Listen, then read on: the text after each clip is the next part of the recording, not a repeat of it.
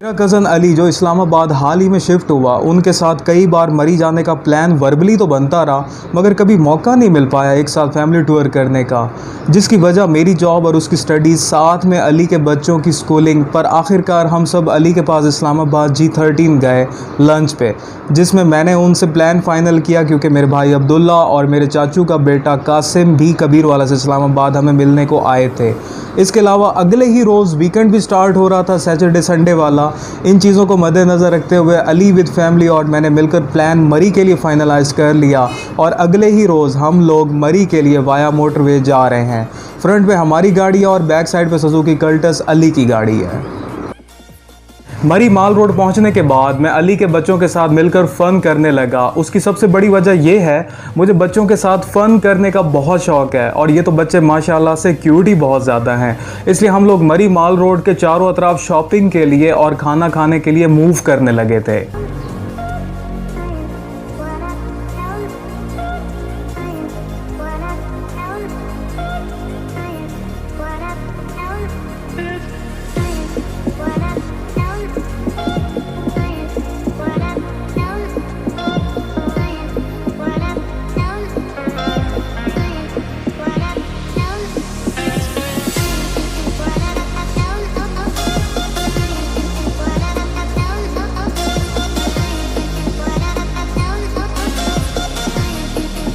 मरी में तकरीबन 1.5 घंटा तो घूमने और खाने पीने में ही गुजर गया और फिर मरी से यहाँ अब तक अयूबिया में 1 घंटे से ज़्यादा टाइम स्पेंड हो चुका था हमारा।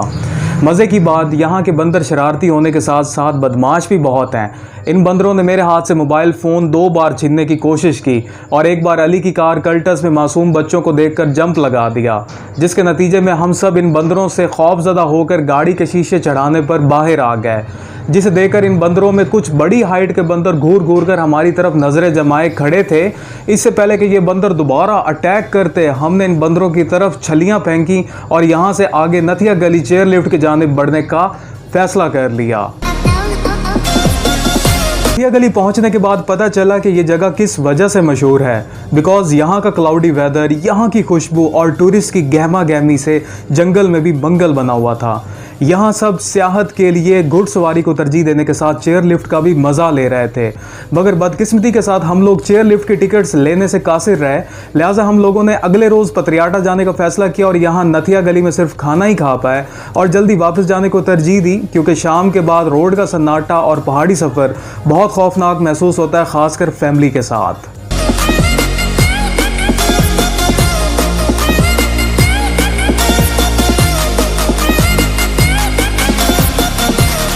हम अर्ली मॉर्निंग सुबह 7:30 बजे एक बार फिर इस्लामाबाद बनीगाला से मरी आदम के, सिर्फ रेनी वेदर की खातिर। वेदर फोरकास्ट के मुताबिक आज पूरा दिन तूफ़ानी बारिश होना थी। यहाँ जैसा कि आप देख सकते हैं, मैं छतरी उठाए इस खूबसूरत मौसम में खड़ा हूँ, जहाँ मेरे बैकग्राउंड में वाज़ेह तौर पर सफ़ेद कलर के बादल देखे जा सकते हैं फॉग की सूरत में। यहाँ अभी एक्चुअली इतना खूबसूरत रोमांटिक मौसम बना हुआ है जिसे लफ्ज़ों में बयान करना इंतहाई नामुमकिन सा लग रहा है। अभी नथिया गली को जाने वाले रोड के स्टार्ट में एक तरफ खड़े हैं और अभी ये खूबसूरत मंजर है, तो ज़रा सोचिए आगे पहुंचने के बाद नज़ारे कैसे होंगे।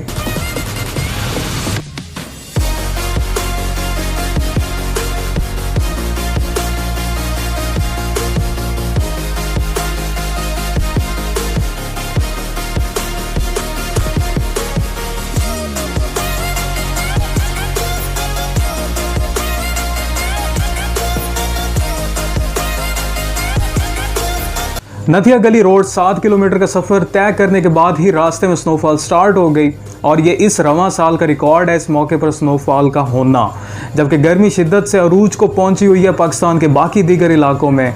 ये बर्फ़बारी का खूबसूरत मंजर देखकर हम लोग और दीगर से गाड़ियों से बाहर आ चुके हैं और लाइव स्नोफॉल को अपने अंदाज में ही इंजॉय कर रहे हैं।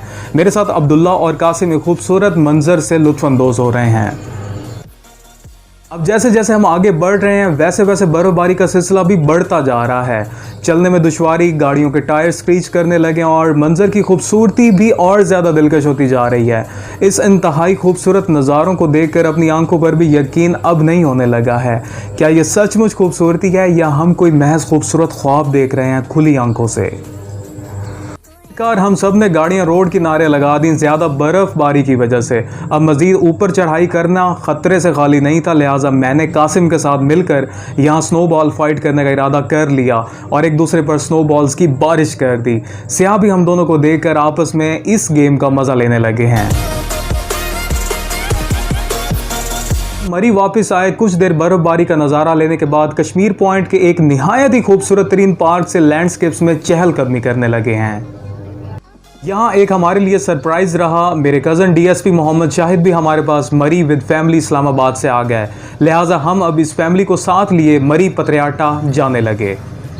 पतरियाटा पहुंचने के बाद हमने वो मंजर देखा जिसका कभी हम तसव्वुर भी नहीं कर सकते थे।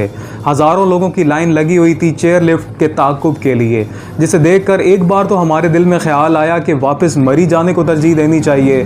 मगर जब चेयर लिफ्ट पर फ़न करते हुए सियाहों और लंबी कतार में खड़े टूरिस्ट पर नज़र डाली कि सब सिंगिंग करते इंजॉय कर रहे हैं इतनी लंबी लाइन के बावजूद, फिर हमने भी सोचा जब बाकी सबको मसला नहीं हो रहा तो हम क्यों परेशान होने लगे। लिहाजा हमने टिकट्स ख़रीद लेने के बाद ख़ुद को कतार में लगाने में ही बेहतरी समझी।